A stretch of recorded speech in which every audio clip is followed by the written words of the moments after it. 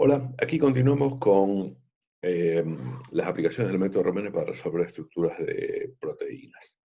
Bien, antes habíamos visto de qué manera nosotros, utilizando distintas técnicas de triple resonancia, o sea, viendo protón, carbono 13, nitrógeno 15, podíamos llegar a asignar un espectro de JQC, o sea, poner etiquetas a cada uno de estos crosspeak que me correlaciona el protón amídico con el nitrógeno amídico. Bien, así que ahí tenemos toda la cadena polipeptídica y el segundo desafío es pasar a las cadenas laterales. Para eso vamos a utilizar una técnica llamada TOCSY o Total Correlation Spectroscopy, espectroscopía total de correlación, que nos permite identificar los sistemas de spin. ¿Qué es un sistema de spin? Como se puede leer acá, es el conjunto de núcleos que se correlacionan entre sí a través de enlaces, o sea que van a tener un acoplamiento escalar. Para eso vamos a comenzar, tomemos acá este residuo, que es uno de los más simples, la alanina. Si nosotros conocemos la asignación de este protón amídico, podemos ver cómo el protón amídico está acoplado con el alfa y el alfa está acoplado con el metilo. Si bien este acoplamiento escalar es secuencial, el protón amídico no está acoplado con el metilo porque hay más de 3 enlaces, vemos acá en el espectro TOCSY que nos aparece todo el patrón de acoplamientos y por eso lo llamamos sistemas de spin. O sea, si nos paramos acá en el valor de desplazamiento químico del protón amídico, vamos a ver el protón alfa y el protón beta. Y también vamos a poder reconocer estos residuos. Vemos que acá este tiene 4 protones más y este tiene muchos protones más. Estos en este caso particular, aquí ya tenemos la solución, corresponden con un residuo de glutámico, en el cual tenemos el protón amídico, protón alfa, 2 beta y 2 gamma, el alfa, 2 beta y 2 gamma. Ven que acá no hay un orden en el desplazamiento químico en que absorben, y acá tenemos la lisina con muchísimos más protones. Entonces, esta es la ventaja de trabajar con el TOCSY, que vamos a tener un patrón que corresponde, un patrón de picos que corresponde a cada patrón de acoplamientos escalares, o sea, a cada residuo. Ahora, si bien la zona de los protones amídicos es la más resuelta del espectro, vamos a tener que en muchos casos, y esto se va a complicar a medida que aumenta el tamaño molecular de las proteínas, podemos tener más de un protón amídico que se superponga en desplazamiento químico. Acá vemos un ejemplo en que tenemos 3 protones amídicos que están superpuestos, entonces vamos a ver los acoplamientos de las cadenas laterales que están todas amontonadas y no vamos a poder discernir. Acá están distinguidos usando un código de colores blanco, negro y gris que corresponderían a los 3 residuos, pero acá nosotros ya tenemos el diario del lunes porque sabemos cuál es cuál. Cuando nosotros registramos un espectro vamos a ver todos estos picos superpuestos y no sabemos cuál corresponde a cada residuo. Pero eso lo podemos resolver utilizando una herramienta que ya usamos varias veces, es agregando una nueva dimensión en RMN, que como ya tenemos demasiados protones, vamos a recurrir nuevamente al nitrógeno 15. Entonces, si tenemos en este eje adicional los desplazamientos de nitrógeno 15, de nuevo basado en este caso de solamente 3 residuos solapados, como hay mayor dispersión en los valores de desplazamiento químico de nitrógeno 15 que en los de protones, vamos a tener que, aunque los protones amídicos sean iguales, lo más probable es que los nitrógeno 15 correspondientes estén en distintos valores, 1, 2 y 3, lo cual nos va a definir 3 planos. Entonces, si bien el valor de desplazamiento químico del protón es el mismo, vamos a tener este patrón TOCSY, o sea, la cadena lateral o sistema de spin para un residuo, otro para el segundo en este otro plano y otro para este plano en particular. Bien, si nosotros esto lo estuviéramos visualizando solamente en este plano, que es lo que vemos acá, vamos a ver solamente 3 picos, que sería el HQC, en el cual vemos que para un valor de protón corresponden 1, 2, 3 valores distintos de nitrógeno 15. Bien, entonces, en verdad volvemos a ver acá que este espectro en 3 dimensiones, si lo miramos en este plano, es un TOCSY total. Si lo miramos en este plano de frente, es un HQC. Y si tomamos los planos intermedios, van a ser TOCSYs que van a estar resueltos por nitrógeno 15. Si todos los valores de desplazamiento 15 de nitrógeno del backbone de la proteína fueran distintos, tendríamos como en distintos planos, que se encontraran en distintos cajones, separados cada uno de los residuos y se simplifica de manera notable la asignación. Bien, entonces, esta es un poco la metodología, en la cual nosotros a partir del protón y del nitrógeno acoplados con el HQC, vamos a los protones que están en la cadena lateral. Bien, y entonces nosotros cuando estemos asignando un toxi dispersado en función del nitrógeno 15, vamos a ver en los planos solamente estas tiritas, en las cuales vamos a poder reconocer los patrones de spin de cada uno de los residuos. Bien. Resumiendo esto, si nosotros tuviéramos acá en esta diapo lo que vemos es un HQC solo y el toxi. Acá en el toxi vemos distintos residuos, ¿ok? Y los patrones de spin. Cuando hacemos el toxi resuelto, estamos mirando uno de estos planos. Acá tenemos muchos más que 3 picos en particular, pero al interrogar el sistema lo que le estamos preguntando es este protón con qué alfa y con cadena lateral están acoplados. Bien. Entonces, acá a manera de resumen, tenemos los distintos, y hay otros más, obviamente, herramientas en triple resonancia que podemos utilizar para la asignación de estos residuos. Entonces, con eso ya tenemos toda la asignación. Eso nos puede, ¿qué hacemos con esto? Primero nos puede dar información, no todavía tridimensional, sobre la estructura y función de la proteína. Podemos evaluar el estado de la proteína en distintas condiciones, si está plegada, desplegada, y de qué manera perturbaciones como presión, temperatura, pH, lo que fuera, agregado de un ligando, estén afectando el plegamiento. Podemos detectar, seguir la estructura secundaria a lo largo del backbone, como vamos a ver ahora. Podemos medir interacción con ligandos, e inclusive cuantificarlo a través de la medida de constantes de disociación. Vemos regiones de interacción, podemos hacer dinámicas de backbone, y en algunos casos, también a partir de los desplazamientos químicos se pueden calcular las estructuras. O sea que solamente con la asignación podemos hacer un montón de cosas en el estudio en solución de una proteína. Y esto es complementario a la estructura. Podemos inclusive tener ya la estructura resuelta por cristalografía y utilizar RMN como una técnica complementaria para ver dinámica, interacción y plegamiento. Bueno, también podemos ver de qué manera, por ejemplo, alguna mutación afecta la estabilidad de una proteína. Acá tenemos una proteína que está perfectamente plegada, pero cuando tenemos algunas mutaciones, una tirosina por alanina, prolina por alanina o este aspartico por alanina, vemos que afecta, y de manera distinta, en lo que es el plegamiento. Esta es la que se comporta peor de todas, porque tiene menor dispersión y está completamente desplegada, pero también podemos ver las que tienen alguna porción y otra desplegada o no. Y esto podemos utilizarlo porque podemos asignar, ya habiendo asignado estos residuos, podemos saber de qué porción se trata.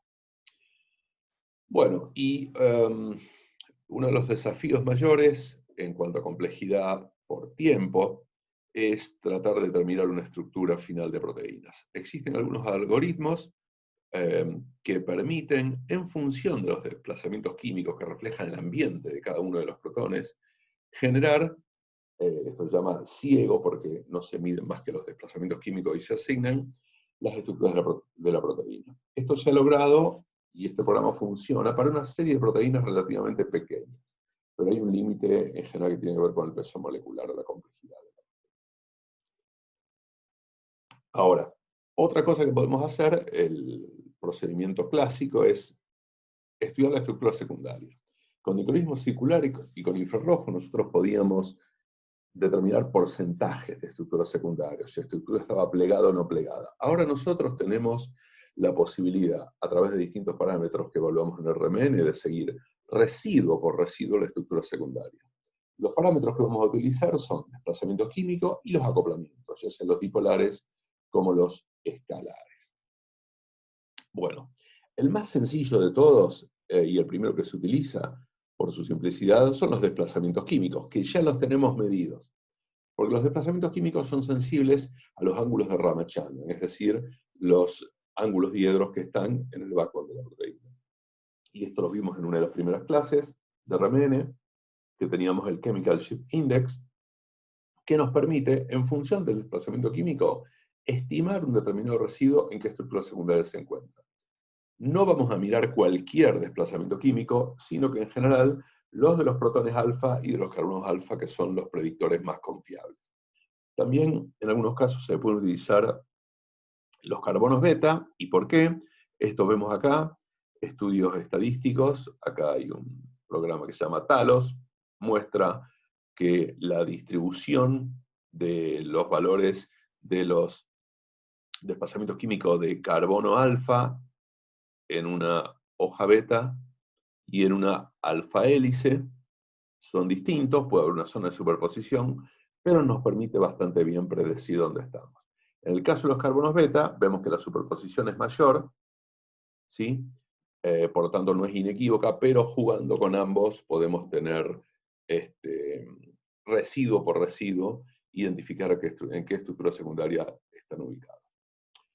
También podemos basarnos en los acoplamientos dipolares, en el NOE, porque si tenemos en una alfa hélice, nosotros vamos a tener la posibilidad de que protones de, por ejemplo, el protón alfa esté a 3-4 Armstrong del protón amínico de un residuo que esté 3 posiciones más adelante en la secuencia cuando pega un bucle la estructura en la alfa hélice. Y eso lo vamos a poder ver, y como vemos acá, también para otras distancias entre protones alfa y protones amínicos, tenemos distancias interresiduo que son características gracias a que la estructura de las hélices alfa es conservada. Lo mismo sucede con las hojas beta.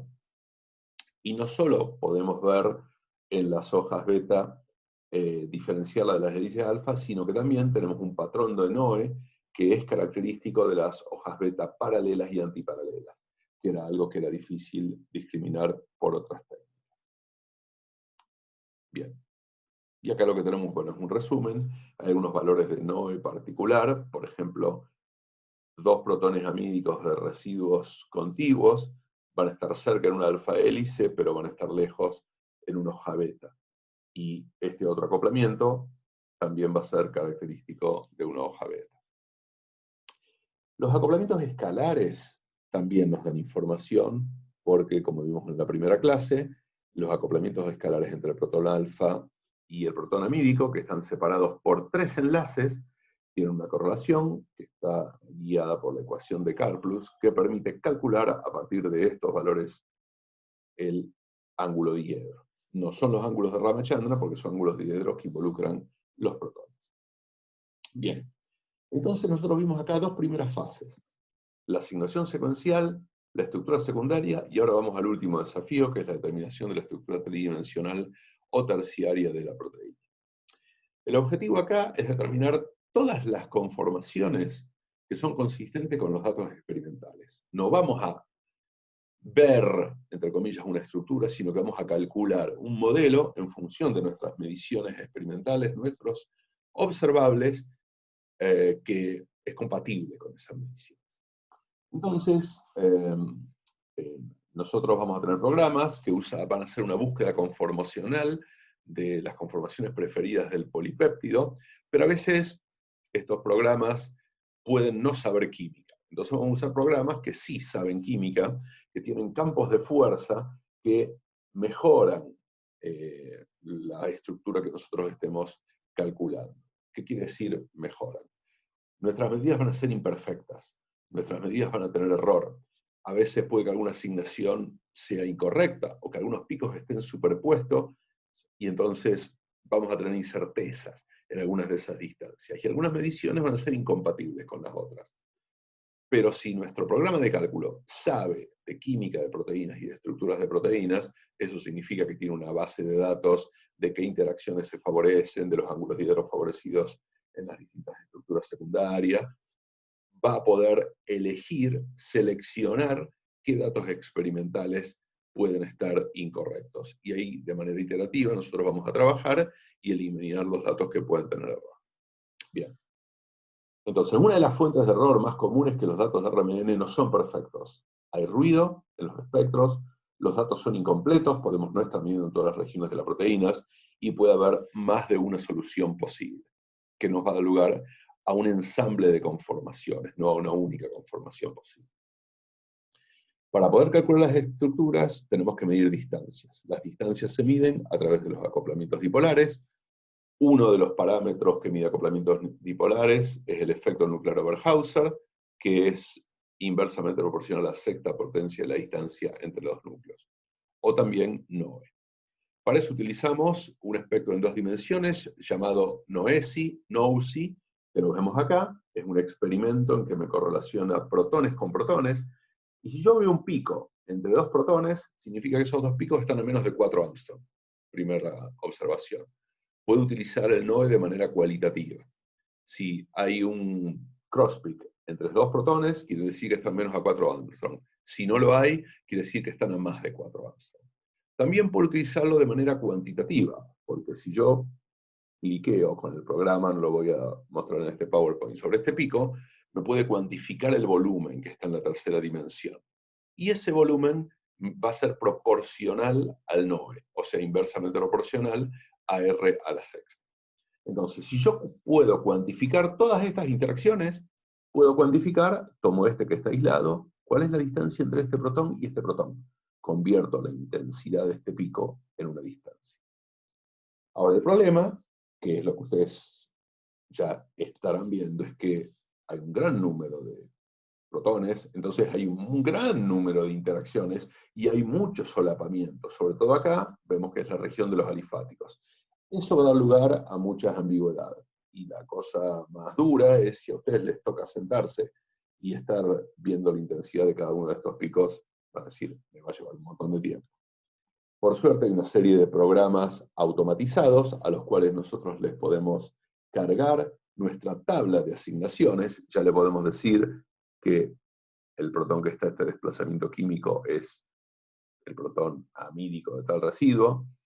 El protón que aparece acá a 4,6 partes por millón va a ser el protón alfa de tal residuo, o sea que cuando mida la distancia el programa va a saber entre qué protón y qué protón es de mi tabla, de mi asignación. Uno de los programas que se usa es ATNOS, que es el Automated NOESI Pick Picking, que lo que hace es tomar mi tabla de asignación, hacer una selección de los picos uno por uno, cuantifica y me los pasa a mi nueva tabla. Bueno, de la misma manera que utilizamos una tercera dimensión para mejorar los espectros TOXI en dos dimensiones, también podemos hacer que estos NOESI o NOESIs en dos dimensiones mejoren, agregando una tercera dimensión que va a volver a ser el nitrógeno 15. Entonces, de nuevo, este espectro en tres dimensiones es un NOESI dispersado en nitrógeno 15 y es una combinación del NOESI y del HSQC. ¿Está bien? Entonces acá solo vemos acoplamientos dipolares. Vamos a ver qué cosas se ve. Si partimos al protón amídico, el protón amídico va a estar viendo cosas de su propia cadena lateral. Pero también, y acá es lo importante para la estructura, va a estar viendo algunos otros protones que estén cerca, de acuerdo a la estructura secundaria, y otros protones, por ejemplo, este protón amídico, que va a estar, o este protón beta, que van a corresponder a regiones que estén muy lejos en la secuencia, pero cerca en la estructura. Esos son los valores de acoplamiento dipolar o de NOE que son importantes para poder determinar la estructura final. Un método alternativo para medir los acoplamientos dipolares es a partir de los residuos dipolar couplings o RDCs, que como vimos en la primera clase de RMN, requieren un medio que va a alinear parcialmente las moléculas que tenemos en la solución, y entonces va a generar, además del acoplamiento escalar, un desdoblamiento adicional muy pequeño, va a estar en el mismo orden que el acoplamiento escalar, que va a ser residual. O sea que si lo vemos en un espectro en dos dimensiones, el acoplamiento escalar llamado D, dipolar, perdón, llamado D, se va a sumar al acoplamiento escalar J. Acá tenemos la ecuación que nos recuerda de qué depende el acoplamiento dipolar, es inversamente proporcional a R al cubo. Y lo vamos a medir no en un espectro en una dimensión, sino en un espectro en dos dimensiones. ¿Cómo hacemos para eso? Registramos un espectro primero en un medio isotrópico, sin alineamiento, de una manera tal que se vean los J, que se vean los acoplamientos. Nosotros normalmente tenemos un espectro HSQC y vamos a ver la separación, y no vemos la separación entre estos dos picos. Acá lo hacemos de manera tal que la separación entre estos dos picos sea el J, que siempre dijimos está alrededor de unos 90 Hz. Vemos acá que no es exactamente 90, sino que varía de un pico al otro. Cuando nosotros lo hacemos en un medio que está alineado, a ese valor de acoplamiento escalar se va a sumar el acoplamiento dipolar. Bien, entonces esto es muy sencillo, porque si acá teníamos un valor de J de 86,6 y vemos que este valor es de 93,6, la diferencia, es decir, 7 Hz, va a corresponder al acoplamiento dipolar. Estos otros dos casos que nosotros vemos que de 100 pasa a 91,6, significa que lo que vamos a tener es un acoplamiento dipolar negativo, lo cual, mirando la ecuación, vemos que es posible y va a depender obviamente de la orientación que tenga. Pero bueno, acá vemos de qué manera se pueden medir los acoplamientos dipolares a través de los RDC. ¿Qué hacemos entonces cuando tenemos una tabla con miles de acoplamientos dipolares que son miles de distancias? Bueno, vamos a utilizar un programa que nos va a combinar toda la información que tenemos. A través de los acoplamientos escalares, vamos a tener restricciones de ángulos diedros, acoplamientos de 3 enlaces. A través de los noesis o de los RDC vamos a tener acoplamientos dipolares que nos dan distancias interprotones. Y eventualmente podemos tener también algunos intercambios protón-deuterio o algunas otras medidas que nos permiten tener información de puentes hidrógenos. Y todo esto va a ser información cuantitativa que nos permite, a través de una conformación al azar que genera la computadora, calcular de manera iterativa una serie, una familia, un conjunto de estructuras o de modelos estructurales que son consistentes con todas estas medidas. Bien. El programa, lo digo de otra manera, ahora lo vuelvo a contar, genera un número, cientos de estructuras al azar, desordenadas, y de a poco lo que va haciendo es generando estructuras plegadas que estén de acuerdo con los datos experimentales. Y vamos a tener entonces una familia de estructuras. De otra manera, contado, acá vemos la tabla de asignación. En esta tabla de asignación yo voy a tener el protón amídico, el nitrógeno amídico, el protón alfa, el protón beta. Y en esta tabla, a partir del noesi, por ejemplo, yo puedo saber cuál es la distancia entre dos residuos, acá vemos el residuo 2 y el residuo 6, que van a estar lejos, y cuando yo le imponga al programa esa distancia, en lugar de tener esta conformación al azar, va a ir adoptando una estructura secundaria y finalmente una estructura terciaria, en la cual las distancias entre el residuo 2 y el residuo 6 sean compatibles con esta distancia y este noe que yo medí experimentalmente. O sea que esta figura nos muestra que cuando nosotros estamos midiendo, determinamos una estructura por RMN, en verdad vemos distancias entre protones que no están enlazados entre sí, pero son los que nos permiten determinar las estructuras finales. Acá tenemos distintos colores que corresponden a distancias cortas, medianas y largas, porque yo puedo hacer experimentos noesis según sean distancias de corto, mediano o largo alcance. Esto fue explicado por Kurt Wüthrich, que fue quien desarrolló los métodos para determinación estructural de proteínas. Él lo hizo en una época en que no existía la biología molecular para marcar con carbono 13 y nitrógeno 15, entonces era mucho más desafiante que ahora, que podemos tener más cantidades y podemos marcar la proteína. Esto le valió ganar en el 2002 el Premio Nobel de Química. Es interesante citar que, bueno, RMN le ha valido premios Nobel en química, en física y en medicina. Es la única técnica que ha tenido desarrollos que le han valido galardones en 3 disciplinas distintas. Falta economía y literatura. Bueno, Lo que plantea básicamente Wüthrich es que si uno conoce todas las medidas de una casa, uno puede hacer un dibujo tridimensional de la casa. De este modo, medir un número suficientemente grande de distancias cortas en una proteína, que son los que tenemos acá, permite diseñar o entender su estructura tridimensional, como se ve acá esquemáticamente. Y me parece una excelente analogía. Entonces, acá lo que les muestro es que no tenemos una sola estructura, sino que vamos a tener una familia de estructuras que están superpuestas, pueden ser entre 15 o 20, pueden estar representadas de esta manera, o esta representación tipo chorizo se llama, en la cual en las regiones más anchas corresponden a las regiones de mayor dispersión. Eso puede implicar dos cosas, o que en estas regiones hay movilidad, o lo más probable es que en estas regiones, que suceden los aminos y carboxilo terminal de las proteínas, yo tengo menos restricciones, menos noes, menos distancias como para anclar, entonces dos soluciones o más pueden ser igualmente buenas. Ahora, para medir la calidad de este conjunto de estructuras, de esta familia de estructuras, voy a usar un parámetro que es la desviación media estándar, root mean square deviation, que me dice cuán similares o disímiles son esas estructuras entre sí.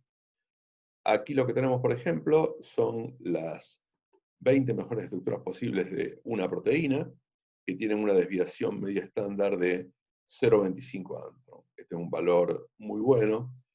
En general vamos a asumir que una estructura de RMN bien definida tiene que tener un RMC de los protones en los átomos del backbone menor a 0,5 Armstrong, y para todos los átomos pesados, incluyendo cadenas laterales, menos de 1 Armstrong. Acá vemos que en la zona del N-terminal hay el RMCD, si lo vemos por residuo, es mucho mayor, porque no hay noes. Entonces no puedo afirmar de que haya dinámica. Lo que sí puedo afirmar es que no sé qué pasa con la estructura y lo represento con las distintas conformaciones posibles. Acá vemos, en este caso, una proteína pequeña. Lo que estamos graficando acá es la cantidad de noes, o sea, de restricciones de distancia que yo he tenido para los distintos residuos a lo largo de toda la secuencia de esta proteína, y acá vemos el RMCD en la familia de estructuras. Fíjense que los mayores valores de RMCD los tenemos en el amino y en el carboxilo terminal, que son regiones que pueden estar flexibles y que además no tengo muchas restricciones, y en esta zona y esta zona, altos valores de RMCD coinciden con zonas de menores restricciones.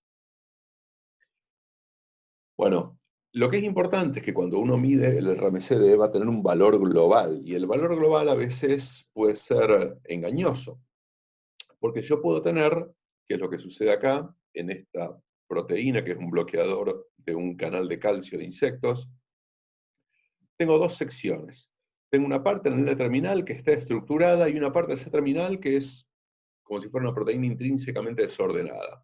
Entonces, si yo hago el alineamiento de la familia de estructuras y calculo el RMCD, sabiendo que hay una parte ordenada y una parte desordenada, esta va a tener un RMCD bajo y esta va a ser un RMCD largo, grande. Pero si yo hago la superposición del amino al del carboxilo terminal para que minimice en todos los residuos, me va a terminar esta cosa espantosa.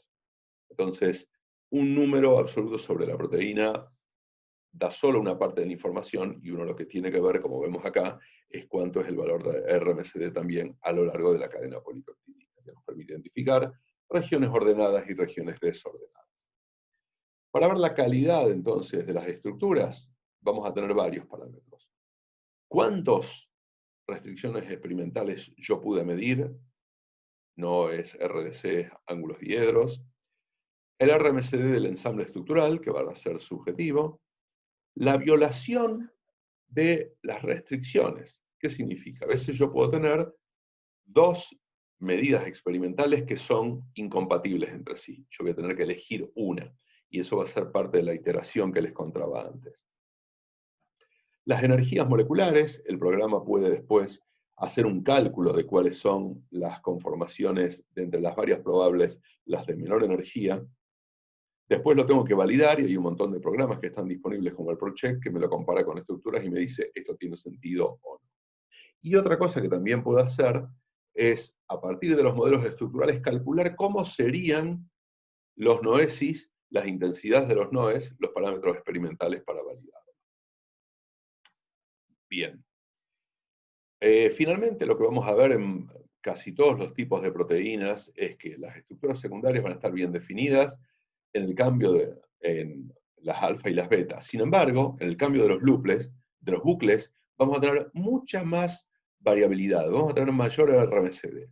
Los interiores de las proteínas que están empaquetados van a estar bien definidos, mientras que las superficies van a tener mayores valores de RMCD y van a ser variables. Y estas son tendencias que en general vamos a observar en muchos casos.